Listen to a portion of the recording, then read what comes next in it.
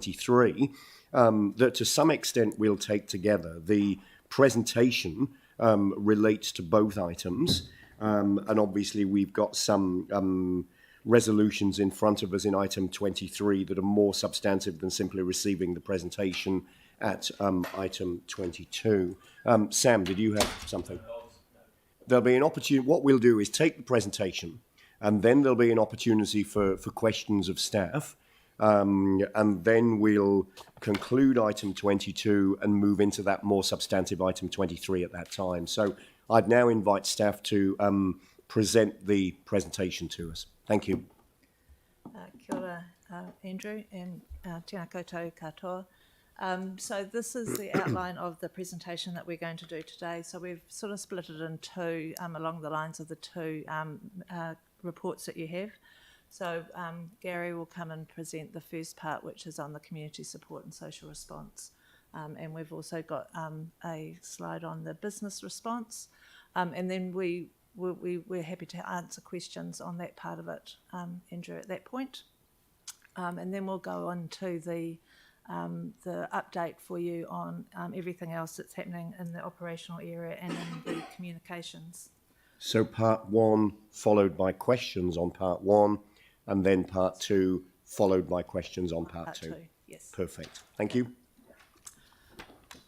So I just want to start off by acknowledging that we know that for the many people in the community, living with this really revolting odour has been hard, and so I'd like to acknowledge both Samantha and Philip's comments this morning, and we do appreciate how difficult it has been for a number of people in the community. We are, though, and I'm probably going to tempt fate by saying that we are near the end of the road around the temporary arrangements that we have in place and addressing the really offensive odour that has been coming off in recent times, the oxidation ponds. So the trickling filter material is all but gone, and that will be gone this week, which is a month ahead of schedule, which is really pleasing. So the contractors have done an absolutely amazing job there. The activated sludge plant, including the Swedish pumps, are now fully operational, and the biology is reacting really, really well. Adam will talk to you about that. What that means is that the quality of the wastewater being discharged into the oxidation ponds is already improving. The oxidation ponds' health has been helped by the storm events that we've had in the last little while, particularly last week, and there was a really effective flushing of the ponds. So as we're hearing from various members of the community, and I think as Samantha noted, the odour from the oxidation ponds has decreased significantly over recent times. So the weather has helped us in that respect, albeit is having other impacts on the community.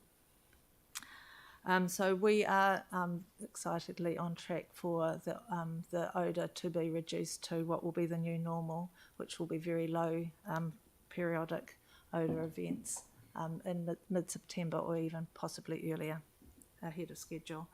And as has been referenced this morning, we've now got the results of the discoloration.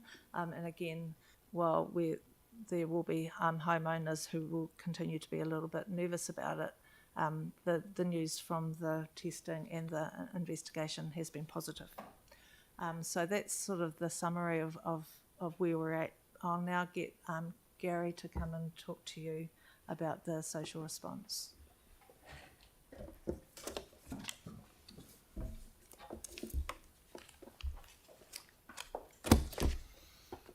Put my glasses on so I can read. Good morning, everybody.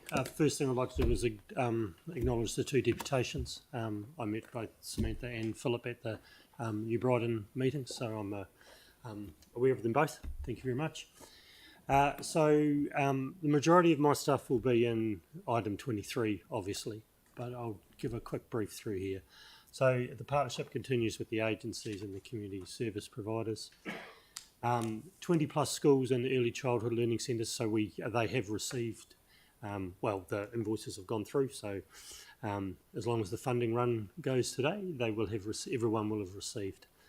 Individual payments of $550,000 plus to affected households, and that was on a budget of about 700,000. We thought that would sit at the moment, so there is some room there yet. The information continues regularly via a range of channels, and there will be a further letter drop planned, and I think Simon will talk about that a little later. Item 23 will show that we're now recommending that we focus on a targeted support for those of the most affected. And as we can see, Council is considering today a recommendation for additional funding to help remove the barriers to the primary health services. So that's been a major around health. Support the wider group of identified schools and ELCs, and you'll see that that's a number of 19 ELCs and another 8 schools. And support local wellbeing activities in the affected communities via the community boards. I think that's... So the business support side of it comes to me. We've had a number of discussions with various businesses that have reached out or been reached out to partner organisations such as the Canterbury Chamber of Commerce and Christchurch NZ. So we've previously reported that. One of the things we have done is work with some of those businesses and provide really targeted advice. Had some of my specialist staff go and talk to them about things such as filtration in their businesses. We've also tried to identify businesses. It's not as easy as it seems because businesses come in lots of different flavours and forms. One size does not fit all. So we've done our work there, and we'll be sending out some targeted communications to those businesses we've identified this week, with a call for really snowballing that sharing that information to others so that we can get a broader database there, and we'll provide an opportunity for targeted discussion after that as well. So I'll leave it at that, and I think we're ready for questions. All right, so moving to questions on what we've heard in part one. Obviously, we'll take questions on the part two information at the end of part two. Is there anything on the matters that we've heard that people want to ask Celeste?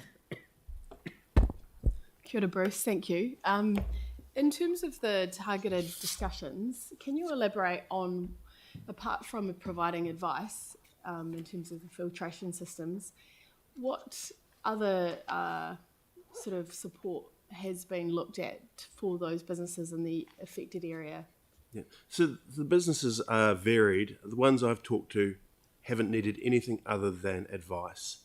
They've got specific concerns that may come up later, and I stress the may, but they haven't really identified any specific help or needs apart from getting good information, understanding what's happening, and getting that clearly there.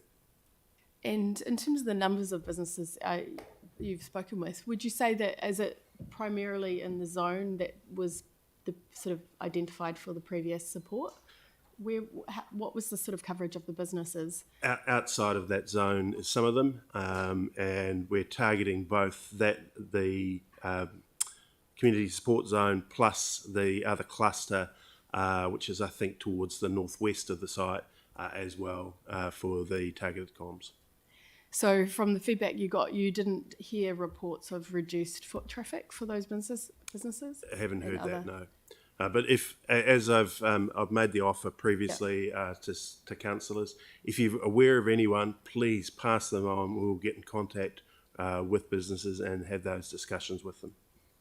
And final question on that subject: had Christchurch NZ or any of the Chamber of Commerce come up with sort of any sort of other forms of tangible support they could give those businesses? Because I've received reports that some of those businesses have not engaged with council and have been waiting sort of for the zone to be extended to cover them, for example, for the financial support. Yeah. So in terms of your first question, there's been very little contact with those agencies from businesses. So and really, it's council's role to be thinking through what that response would be. And the second question, as I said before, please pass on those details. We'll get in touch with businesses, whether they're in the community zone or outside of it, and we'll have those discussions. We'll find out what their needs are. Thank you. Any further questions? Yanni? Was there any discussion with Christchurch NZ about doing something positive to sort of promote businesses in the area, given the impact? I think it would be extremely difficult to do that because of the variety of businesses. You've got food manufacturers, you've got car wreckers, you have real variety, and there's no single solution that would make a lot of sense that would do there. So the direct answer to your question is no, we haven't discussed that with Christchurch NZ, but it's really difficult to do. That's why targeted discussions, finding out what people's needs are, making sure they've got all the information is the best first step on this. Right. Okay. And in terms of the air filtration systems or air purifiers, have we been able to give any practical advice? Yes. Cool. Are we able to get a copy of what the practical advice has been?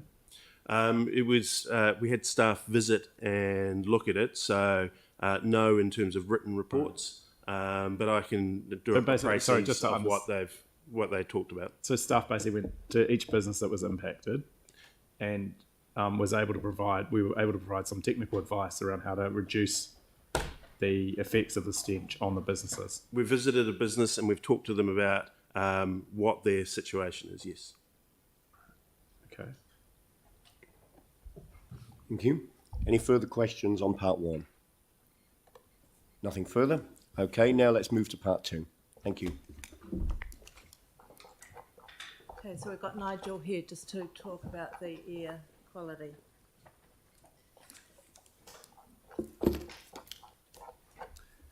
Hi, Nigel Grant. Thanks very much for the opportunity to present this morning. And I've spoken before about the air sampling that we've done. So where we are presently, we have 6 continuous monitors in residential settings.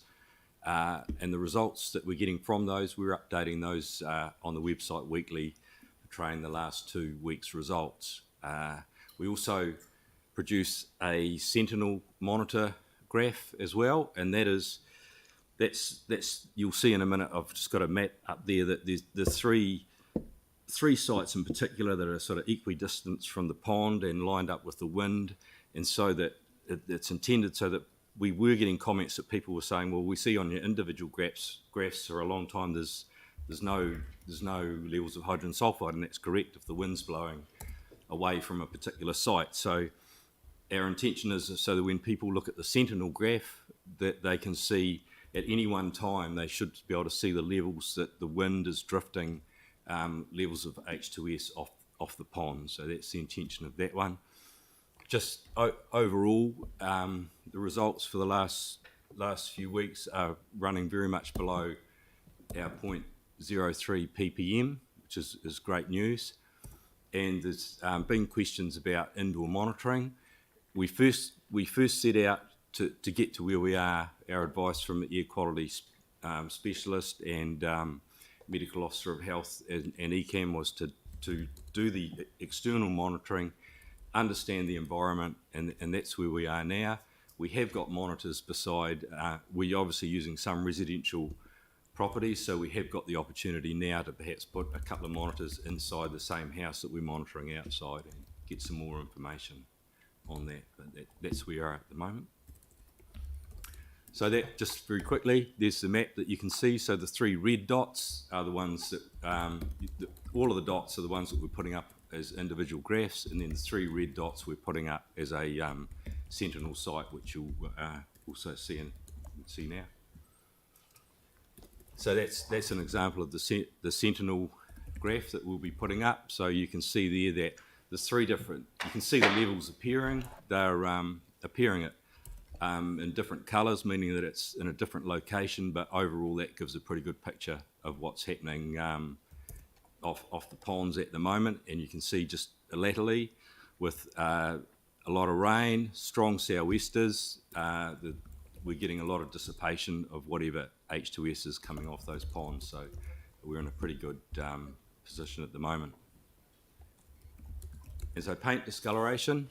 We've had 39 property owners contact council, and I would just comment that for every every person that you speak to, they often refer to their 2 or 3 neighbours down the road. So there's no question that there's more properties than 39 that have been affected. However, we've sort of tested 4 properties for presence of mould. Previously spoken about that. We tested another 8 for lead sulphides. After that, I would comment that one of the properties tested for mould was also tested for lead sulphide, so they've got a total of 11. All of those properties had evidence of lead in paint layers, and the subsequent testing showed that 5 of the 8 were positive for lead sulphides, which is a reaction between hydrogen sulphide and lead, which is expressed in the report. That is that's really what's given us the effect of the grey staining, black staining on houses, and also the reason why one neighbour's house, as we heard before, one neighbour hasn't got staining on their house, the house next door has. The house next door may well be that it's of an age that in its past, weatherboards were painted and the sophites were painted with lead paint. It's going to fade over time, but if people want to hurry that along, it's also likely that if they clean their houses down, just as normal part of a lot of people that I've spoken to, so we're going to clean the place, the spring clean anyway, wash it down, particularly if they're going to use a proprietary chlorine-based cleaner, follow the instructions, it may well speed the process. And also doing that cleaning would also assist with discoloration from any mould and organic material that's there. So that's a quick map, just gives you an overview of should be, well, please don't count them, but there should be 39 or 38 dots on that map. Gives you an indication of where the complaints were, which are quite a few from Brighton, Estuary Road, and also Shorten Street, and then you can see some outliers there.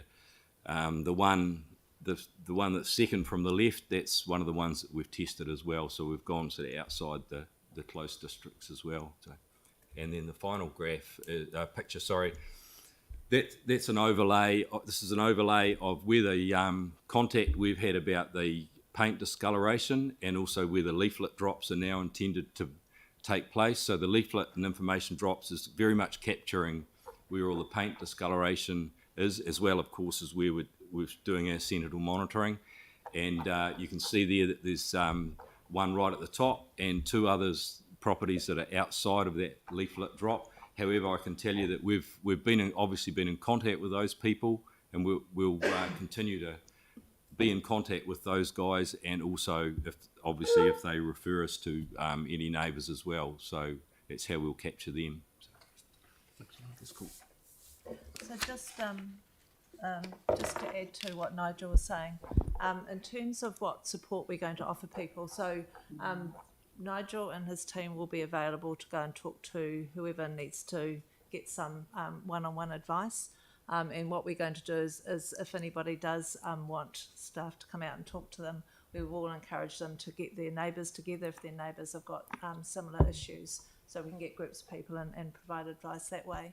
If there is anybody in the community that is particularly stressed about the situation and can't deal with the cleaning of their houses themselves and wants further assistance, staff will be available to go and assist them as well. So while we're not putting out a general offer to go and clean everyone's houses at this point, because we believe that for most homeowners, they will be either doing their spring cleaning or they will be comfortable to allow the natural processes to clean their houses. We are aware that there will be some people who won't be in that situation, so we will be making staff available. And of course, we'll be monitoring the situation as we go through the next few months and be very sort of available to assist people as and when required.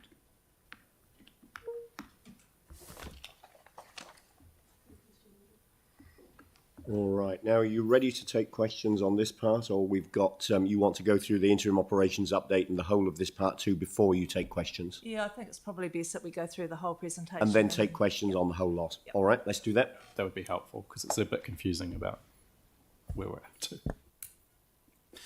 Good morning, Adam Twos. Interim operations update. So the trickling filter process has now been fully replaced by the converted clarifiers into the aeration basins, so our activated sludge plant. It was mechanically fully commissioned last week, that ending the 29th of July, with the biological process beginning its 2 to 3 week growth journey. So we've set the system up, it's just for the biology to grow. Now that we've switched it on, the system is expected to remain fully operational for up to 5 years. It's on, we can't switch it off. We've made sure that we've got sufficient critical spares available on site so that in the event that we do have any breakdowns, they are kept to an absolute minimum. A proactive maintenance schedule is already in place and has been actively undertaken. And just to give you an idea of that, we are undertaking checks by one team once a day and by the shift engineers 2 or 3 times a day. And we are closely monitoring the wastewater parameters, which give us an indication of the health of the activated sludge plant. One of the key factors of the activated sludge plant is settleability. If the sludge won't settle properly for us, we can't capture it in the remaining clarifiers and recycle it through the system to do the work for us.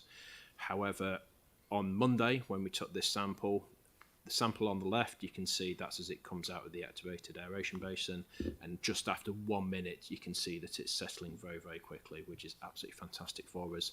Normally the test is taken over 30 minutes, so the fact it's happening at that speed is absolutely brilliant. Just for context, if you look at the picture on the right, sorry, go back one.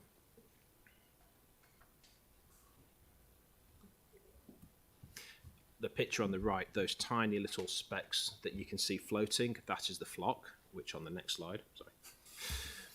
When you take some of that flock and you put it under a microscope, what we're looking for is to make sure it looks as it does there, so it's in nice clumps. The bacteria that treats the sewage is too small to be seen, but that's in the flock. However, what we use is indicators, which are these stalked and free-swimming ciliates, so this is natural bugs that are occurring. If they are swimming around and nice and happy and healthy, the bacteria that treats the sewage for us is also healthy. So I've been told to rein my excitement in. I was very, very, very excited about seeing these. Believe me, it's taken a long time to get this far, so I've been told to stay calm. Everything's looking absolutely good. We haven't got the filamentous bacteria we were nervous of. There's lots of the bugs in there. There's a good range of sizes, which shows we've got the nice small ones, we've got the more mature ones. They are very happy whistling around, and the flock structure itself is good. I'll carry on with this. The oxidation pond recovery. So just as a reminder, prior to the fire, the ponds had a very minor treatment role in the overall Christchurch wastewater treatment plant process, and after the fire, they had a much more significant role. The oxidation pond treatment performance continues to be poor, and the wet weather has had a flushing effect on the ponds, resulting in lower sewage load going into the ponds and higher dissolved oxygen levels being maintained in the ponds, hence the noticeable reduction in smell. So that's as a consequence preliminary as a result of the wet weather, as opposed to the activated sludge plant coming online. The spot sludge surveys in Oxidation Pond 1, so this means my staff getting in a boat, going out there, leaning over the side and taking sludge sample dips, have been undertaken on Oxidation Pond 1, and we were hoping to have the same done on Ponds 2A, 2B and 4, but due to the wet weather that wasn't able to be done last week, so that's been undertaken this week. It's anticipated that Oxidation Pond 1 will show signs of returning to predominantly normal operation by mid-August. So that's the activated sludge plant is fully working, much cleaner effluent has been discharged from the Christchurch wastewater treatment plant into Pond 1, and by mid-August it will have fully flushed through and Oxidation Pond 1 will be back to normal. The remaining ponds will improve in sequence over the next few weeks and should all be at normal operation by about mid-September. However, usual caveats, this is weather dependent and this is performance of the activated sludge plant maintaining as well. We expect the summer conditions to support the effective performance of the oxidation ponds, so getting back to normal where the UV and the light and the natural predation gets the fecals and the enterococci back under control.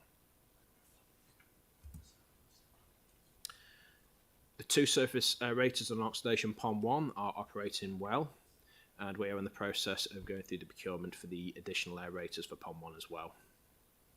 The wastewater discharge to the outfall continues to exceed the values for the fecal coliforms and enterococci, and we are therefore continuing to notify Environmental Canterbury and the medical health on that. And the beach sampling is continued to be taken at elevated levels, i.e. twice a week, which is more than we're normally required to do. Thanks, Adam. Hello.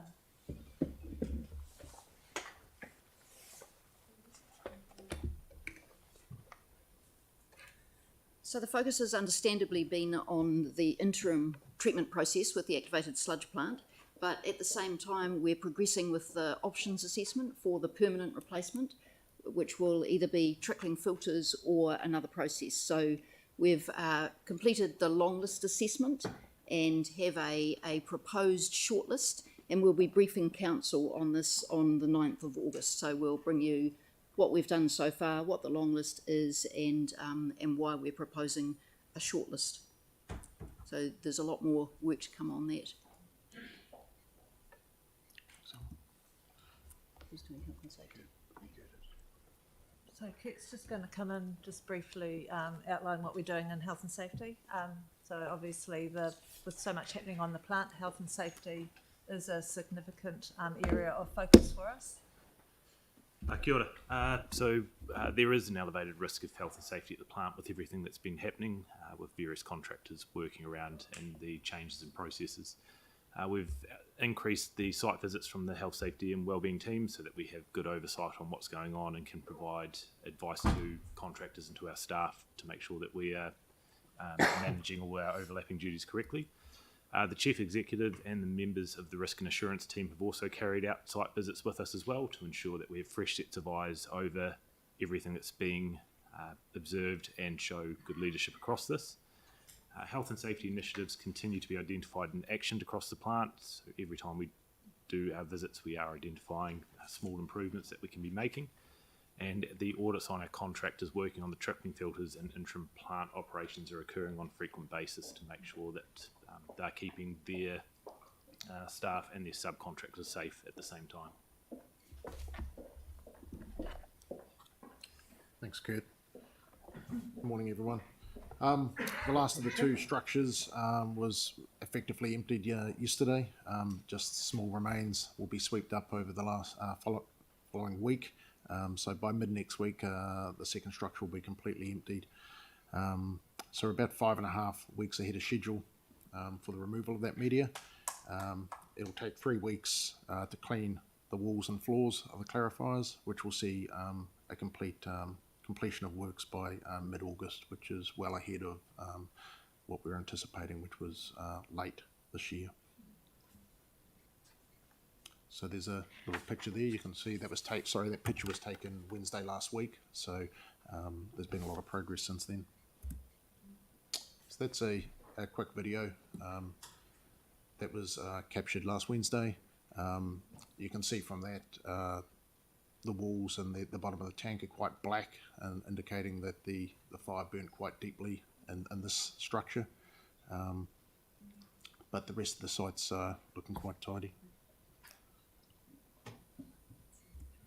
And I'll ask Simon to come up and give us an update on our comms package.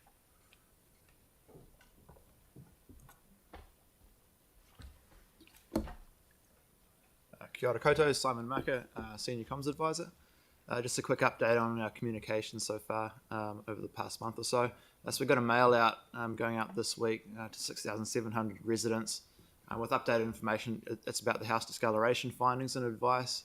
We've got an on-site update in there, community support update, a bit of an update on what's happening with the continuous air monitors and having set up those 6 different sites where people can get that information, and also some handy contact numbers and where people can go to get help. So we're also updating the continuous air monitoring information that's going up on the website weekly. So as those results come through, we update that all the time with a brief explanation about each one as well. And as you can see, we've updated the infographic, e-newsletter infographic. That now includes a pond tracker. So we've tidied up some of the different infographic stats that we were sort of recording, and we've broken it down now, seeing as the work sort of shifts from the trickling filter work to now the focus shifts to the oxidation pond health.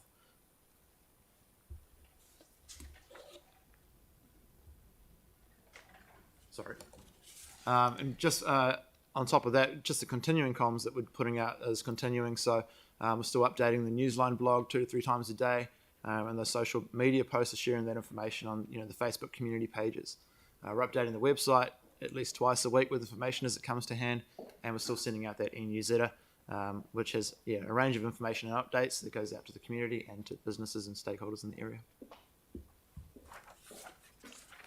So in terms of upcoming reporting, tomorrow we're presenting to joint Christchurch City Council Environment Canterbury meeting. We've also got our Health and Safety Committee meeting the following day, and our Insurance Subcommittee meeting next week. Also giving the 2 community boards a briefing, one on the 10th and one on the 15th of August. And we also continuing with our weekly wastewater treatment plant communications advisory group meetings that happen weekly, and our next update to council will be on the 25th of August. So just in summary, as you heard from Gary, the social response is now focusing on targeted support for those most affected by the odour. Our interim treatment solution was fully operational last week, and the team is very excited, as you saw from Adam, about how well the biology is responding, and that's good news for the oxidation ponds. So we are on track to meet our target of mid-September being when the odour is reduced to very, very low levels. The second trickling filter finished this week, completely empty. We're expecting end of next week, and the contractor's off-site at the end of August. The new infographic will be, I'm sure, really well received by the community. He'll be able to track the improvement of the health of the oxidation ponds through the traffic light system, and the paint staining results is so now we put that out, and now we will be in a assistance and monitoring mode for that. So that's the end of our presentation, and happy to answer questions on that. All right, so thank you very much indeed for the presentation, and thanks to everybody who's doing the work that's fed into that and that's been reported as well. Certainly getting those trickling filters cleared well before the timelines that we were expecting that to take is a big win, and I think it's important that we recognise that, so thank you and well done. And equally to have the good news about the biology, which was something that we were always going to be keeping a close eye on as well. That's certainly sounding very positive. So there is a lot of good stuff in there. As we heard through the deputations, there are obviously some areas that remain concerns. Moving to questions, Phil and then Pauline. Phil. Thanks, guys. Correct me if I'm wrong, before the fire, we could have just sent the stuff straight from the treatment plant to the sea. The ponds were just there for good looks. But we were lucky we had them. We're lucky we had them up our sleeve. Right, so the odour is coming off the water in the ponds, and I know we can do this because a long time ago I saw them being cleaned out. We could actually empty 2 ponds altogether and bypass them so there's less area for the odour to come off.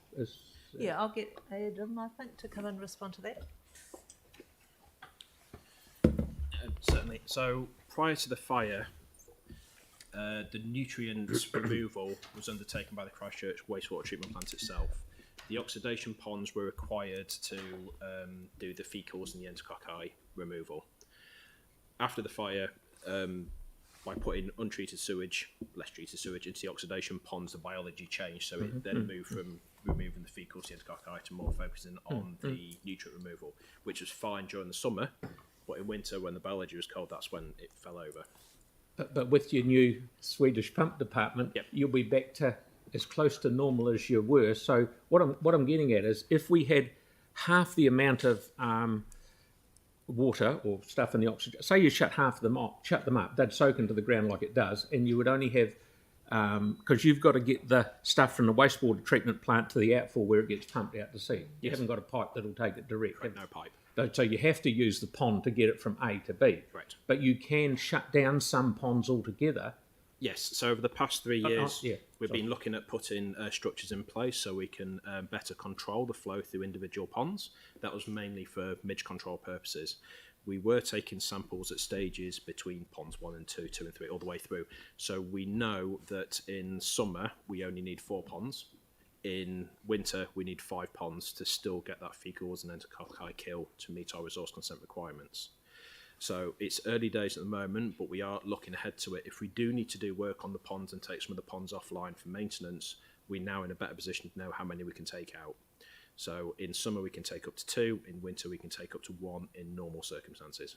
But that will be looked at as we go through the oxidation pond recovery. I know it's cool. All I'm looking at is if, and I'm very hopeful of what you guys are saying with the sludges, it's all going to be good. But if we do run into a bit of strife, if we could have the amount of area of water, it may help. I'm just throwing it out there. The sludge surveys that we're undertaking now will give us an indication of how much sludge is in the bottom of the ponds. The last thing we want to do, if there is sludge in there, is then to drop the level, because then it'll take the top water off, which is providing some layer of buffering and some layer of treatment of that sludge. If you drop the water level, you're going to expose the sludge and have literally massive sludge beds, which is probably get us back to where we were 3 months ago. Yeah, when I don't know which pond it is, the one closest to Kiwi Bacon or that one. I think it's pond 2 from memory. That one was dug out by some people I know a long time ago, and the sludge on the top of it was only about 50 mil thick. That was when the ponds. I'm going to have to check on the data. When the Christchurch Wastewater treatment plant itself was put in, so we moved from operating the ponds as oxidation ponds to maturation ponds, so back in the 60s and 70s, my understanding is a desludge was done then. By operating the ponds as maturation ponds, the amount of solids going in was minimal, so yes, you would only expect 5-10 centimetres of sludge. At this moment in time, until the sludge survey is done, we don't know how much sludge we potentially have to deal with. Okay, that's cool. And one other question: the health and survey wellbeing team that we send down there, are they our guys, or are we got contracted with our guys? That's great. Thank you. All right, thank you. Pauline. Yeah, thank you. My question was around the exceedance of the discharge into the outfall. What level is that? Is it high? I mean, you don't need to give me a number, but is it acceptable? We are obviously reaching consent, are we?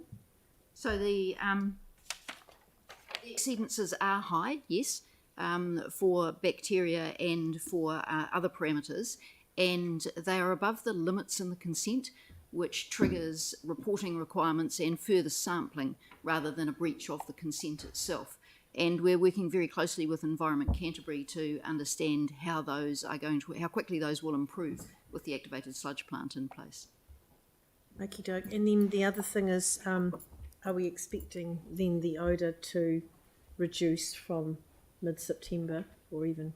The odour is progressively reducing now. So the biggest impact has, as Adam pointed out, has been flushing those ponds.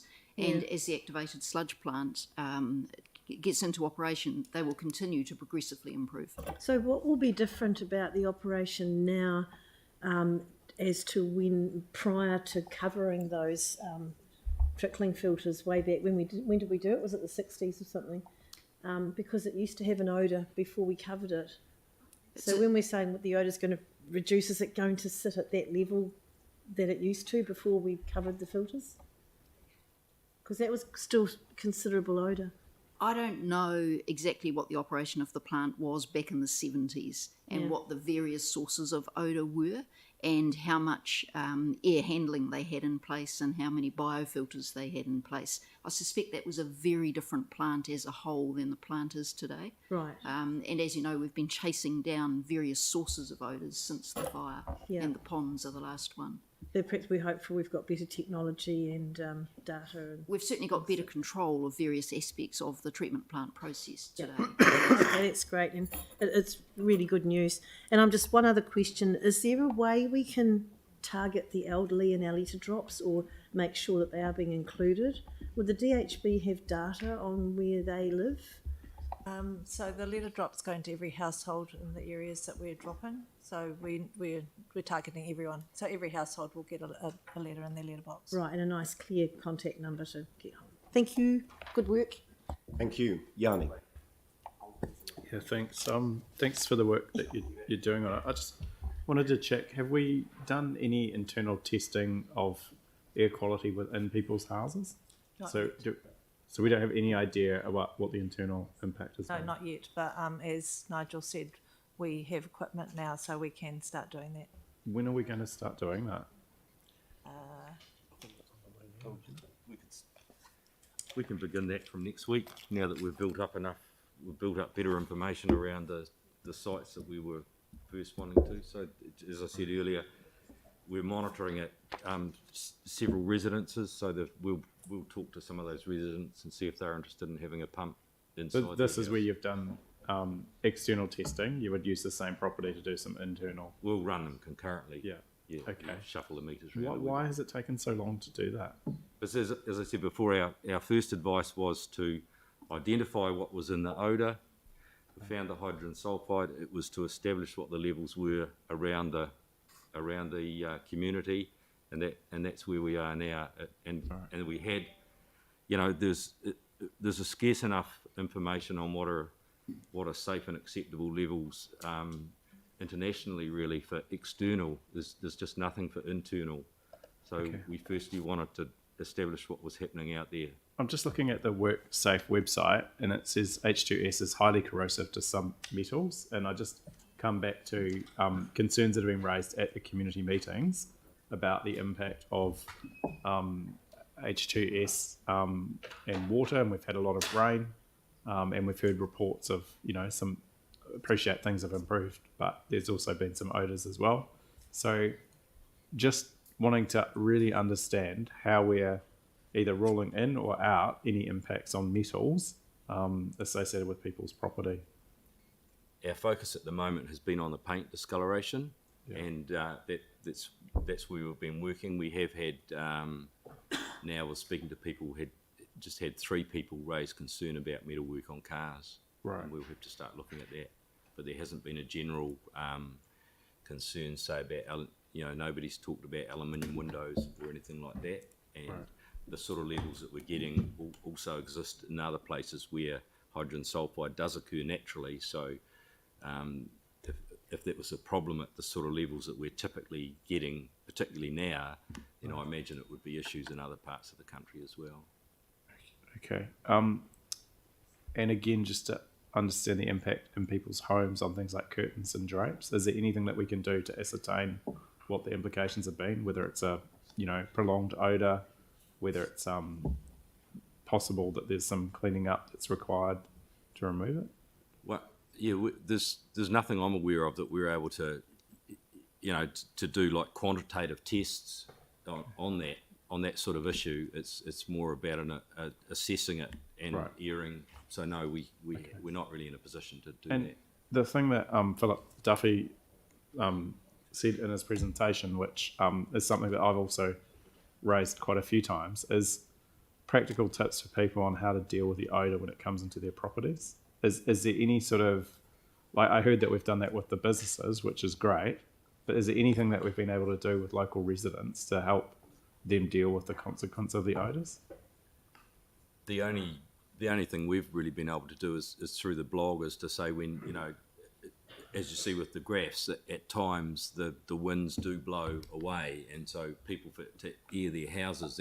But having said that, I admit it's difficult over winter when it's also very cold. But I guess I was more trying to understand, things like at the community meetings, people have raised concern about understanding the impact of things like HVAC systems, heat pump systems, air distribution systems, and there's been a lot of different, talk around what's effective, charcoal filters, carbon filters, etc. So is there any sort of practical advice that we've got from the industry over what the best steps people can do to mitigate the odour in their house are around those sort of technical systems? No, we haven't at this stage.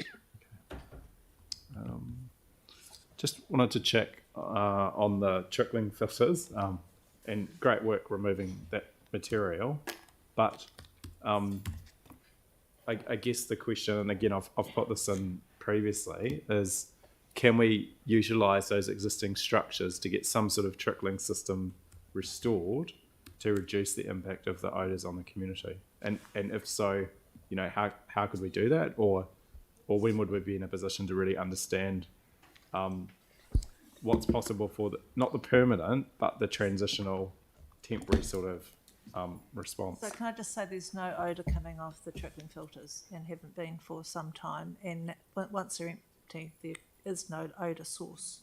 Oh, sorry. The point was to get a trickling method as a transitional temporary solution to reduce the risk of the odour in the ponds. So the temporary activated sludge plant that's been designed will replicate what the trickling filters are doing for the vast majority. Hydraulically, we're slightly limited in the amount of flow, but we don't believe that will have a significant impact. I'm reasonably confident with the temporary activated sludge plant system that's going in, the level of odours from the site will match what was happening from the site pre-fire. Right. And then I guess that begs the question, why would we even need to go back to trickling filters? There's two fundamental main different types of secondary treatment process. There's a trickling filter where the biomass that does the work is attached onto the physical media, it stays in place, or there's an activated sludge plant where it's in suspension. So by converting the clarifiers, we've just changed the way the biology is doing the work forwards. Instead of being attached onto media, it's now floating within the water column. It's still doing the same amount of work. What we are doing though is the trickling filters at 100% redundancy. We could switch one off in summer and do work on the other one. With the activated sludge plant, we're only operating at the 50% capacity of what we had previously. It's only a temporary measure. It's not big enough to give us the full resilience and redundancy that we had with the trickling filters before. But it is operating at the top level. It is operating hard, and hence why we put the additional critical spares, proactive maintenance in place to make sure that it is operating as well as we can for the 5 years, whilst we still go and put a permanent solution in place. And noting that there is a further discussion coming, further report coming about future options on the 9th, which is when we'll discuss all of these matters and options in more detail. Correct. Yeah. So this is a discussion, I mean, I appreciate the interest, but this is a discussion that we can do a far deeper dive into on that day when we've got that information in front of us. Will that be public? So at this point we are briefing councillors, not in public, but we will be doing another presentation to the council in 2 weeks' time. And that will be after your briefing. So there will be some things that we'll be able to share publicly. Yep. Yeah, I mean, I think having transparency around that is important. But really, the key was in terms of the immediate response, or the dealing with the odours and the capacity issue. The community have asked if we needed to be thinking about an interim trickling filter stage, and what you're saying is you're pretty confident with what we've got and the increased aeration that you think that's sufficient. Yes. And just in terms of contingency, though, obviously we've had some big storm events. You still think we're okay?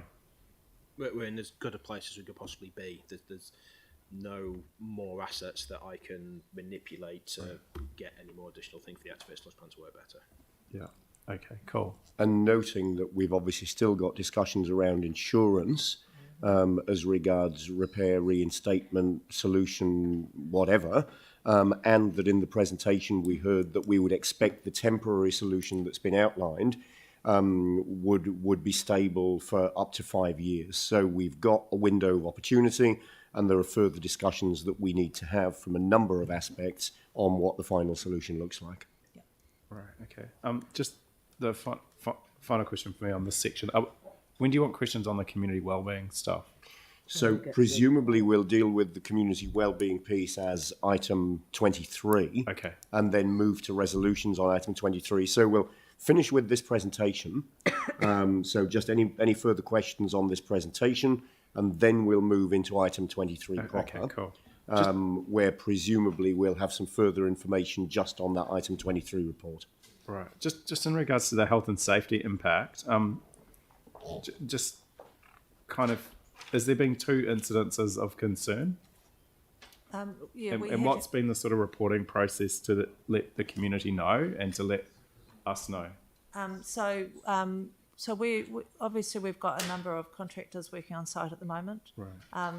There have been a couple of incidences, nothing reportable. We are keeping the insurance subcommittee up to date with everything that's happening, and we're reporting to audit and risk committee this week. So any incident, minor or otherwise, we'll be reporting through the risk and insurance committee and keeping the insurance sub. Right. What's the process? Like, I think there needs to be a process to let the community and us know as well. So matters that happen on site are really the business of the contractor and us as a principal. There aren't any issues that would impact on the community at all. So there is no risk to the community. This is just a normal, contracting business as usual for us around how we manage health and safety with all our contractors. Right. Was there some sort of spillage on the road, or?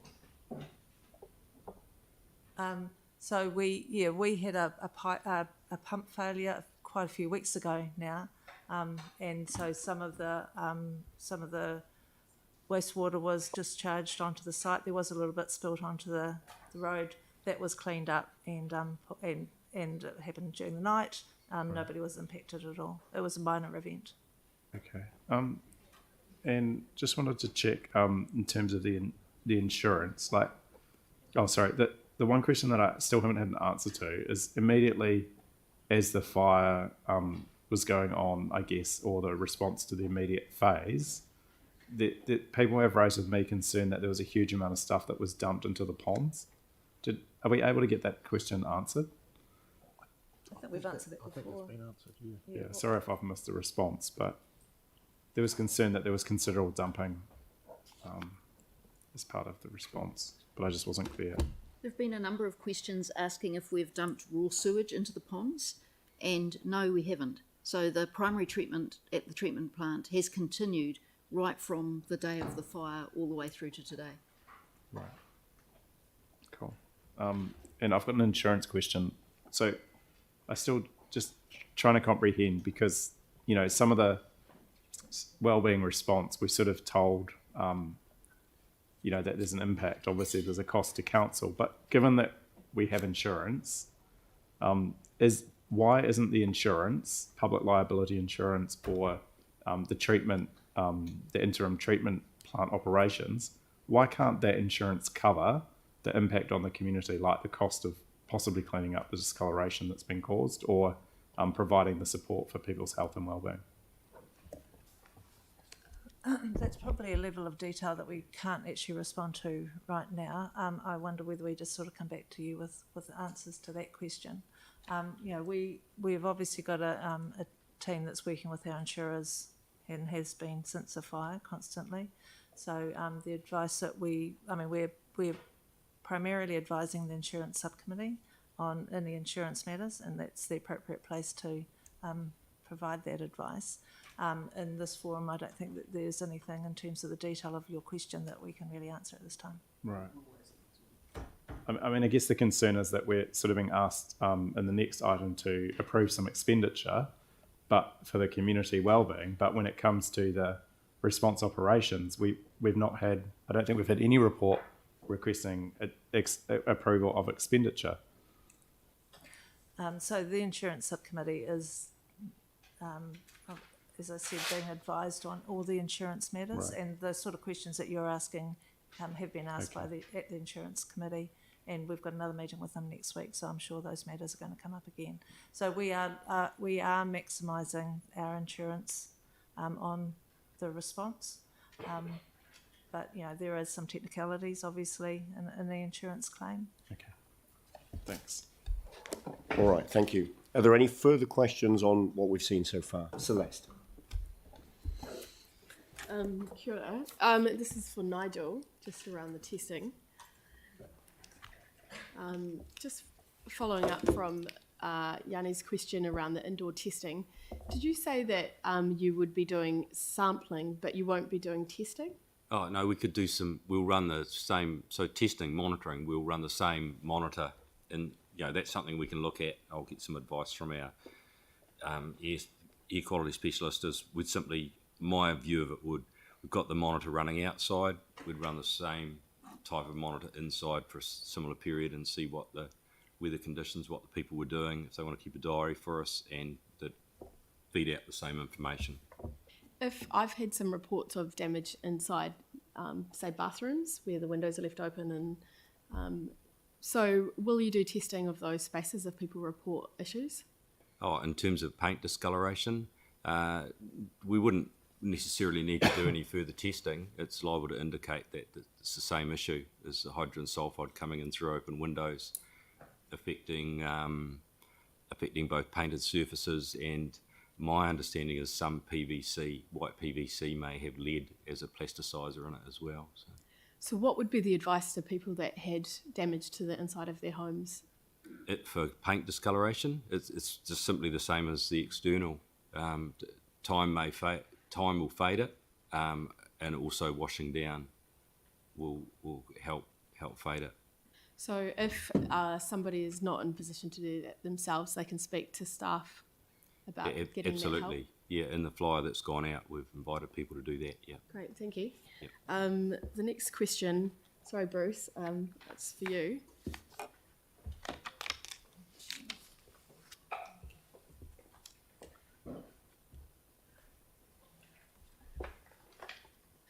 Just a further thought in terms of what support we can be providing for businesses. Is it possible to go back to Christchurch NZ and ask for them to look at providing some sort of, say, advertising support or something similar to kind of maybe help businesses that might have had some other impacts to foot traffic as a result of the wastewater treatment plant fire? Because I suspect that there will be some reporting of issues. Certainly the feedback I've got is that some of them have been sort of negatively advantaged. So Anything's possible. I'd reiterate, please pass on those details. I know we've asked 3 times so far. We'd really love to have those details. We'll get in contact with those organisations directly. I think what will come out once we get the targeted information comms later this week, there'll be more businesses will contact us from that, and we'll find out exactly what they need from there, and then we can target response based on real information from those businesses directly. Have we had any information passed on from our elected members in terms of specific business requests? None. Can you please do so if you have them? yeah, unfortunately in this case it was somebody I met and I didn't get their details, but I'll see if I can go back and get them. So they're most likely going to be on the mail list that will go out this week. So we are mailing all the businesses. All right. Now, I'm keen if we can. Celeste, sorry, yep, do you have sorry. more questions? Yep.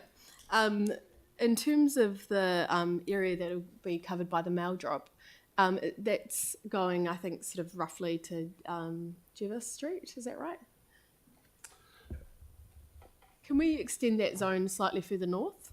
Because I know that the air monitoring is picking it up slightly further north, so just making sure we cover perhaps up into the mall area.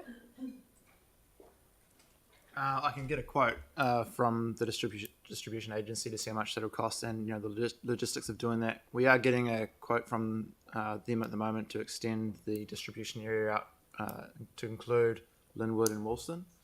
So just waiting for that to come back and get it all confirmed. So yeah, I'm going to see if they can do that, but it won't be at the same time that this goes out, because this drop will be happening late this week. So just from a logistics point of view, to go further north will probably be next week if we do it. Right, okay. And then final question is around the out of zone support. So that might be Gary.